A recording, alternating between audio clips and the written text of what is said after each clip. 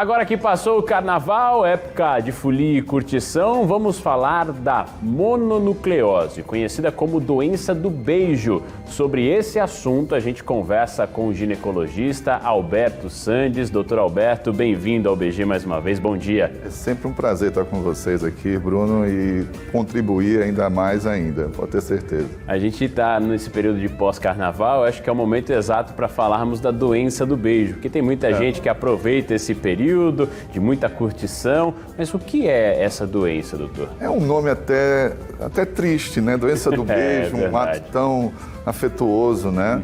Mas na realidade não é só pelo beijo, Bruno. A mononucleose, ela é transmitida através da proximidade de gotículas, ou seja, eu estar próximo de uma pessoa, muito próximo, que é o caso do carnaval, os shows, crianças na creche, pessoas no seu dia a dia, contaminação por objetos, pode provocar essa transmissão dessa doença, que é provocada pelo vírus Epstein-Barr, da família herpes, ou mesmo da família do herpes simples, que é do tipo 1, e do herpes genital.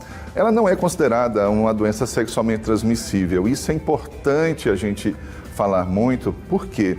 Porque ela ficou estigmatizada por doença do beijo. Então, muito se fala sobre essa doença nesse período carnavalesco. Então, as pessoas acabam associando a uma doença sexualmente transmissível e não é.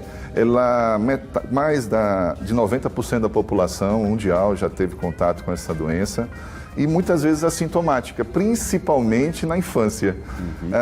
Quando você se contamina na infância, os sintomas são mais leves. Os sintomas são mais exacerbados a partir dos 15 anos de idade. Entre 15 e 25 anos de idade, os sintomas são muito exacerbados. E isso traz um incômodo muito grande para quem tem essa contaminação, essa infecção. Quais são esses sintomas, doutor? Bem, você vai notar primeiro um quadro muito... Existe uma família chamada síndromes monolíticas. As síndromes monolíticas, elas têm um grupo de vírus chamados os vírus que têm os mesmos comportamentos da mononucleose, que são o citomegalovírus, a toxoplasmose, o herpes, o próprio HIV na fase inicial.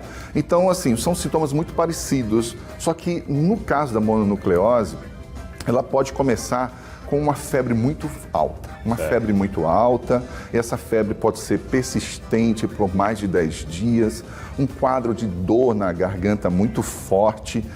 Observe que apresentou aqui nessa imagem o rasgo cutâneo. O rasgo cutâneo acontece em 10% da população que tem a infecção por mononucleose. Só que tem um porém.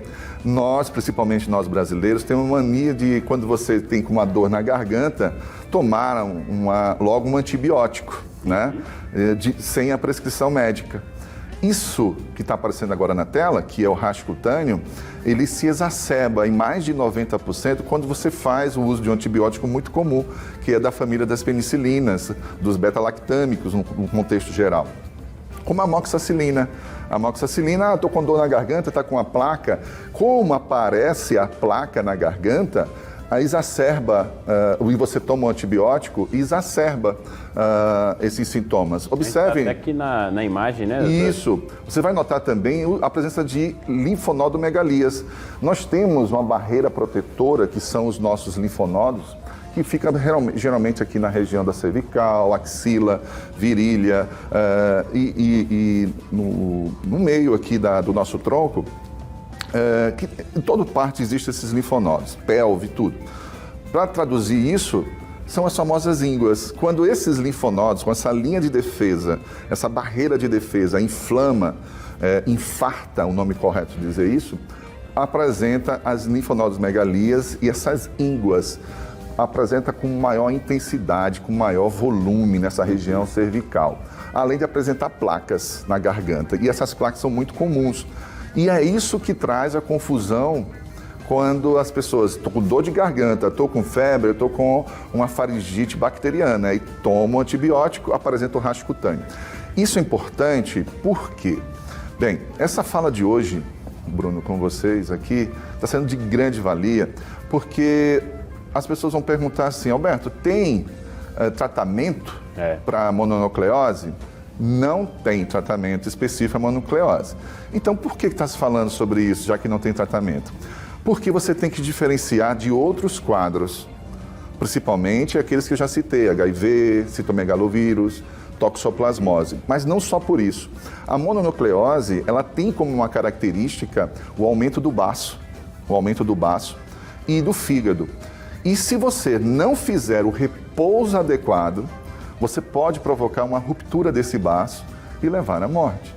Por isso que a procura do médico, do profissional da avaliação é fundamental. É fundamental. Então, Alberto, agora nessa fase pós-carnaval, se eu tivesse sintomas, com certeza, mas lembrando que para crianças o período de incubação é mais curto, leva em torno de 10 a 15 dias.